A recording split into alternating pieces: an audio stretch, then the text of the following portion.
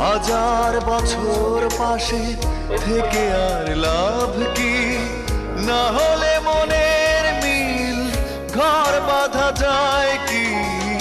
হাজার বছর পাশে থেকে আর লাভ কি? না হলে মনের মিল ঘর বাঁধা যায় কি? পড়ে আছে দুটি মন, দুই মোহনা বন্ধু, তোমাকে জানাই বিদায়। যেতে চাইলে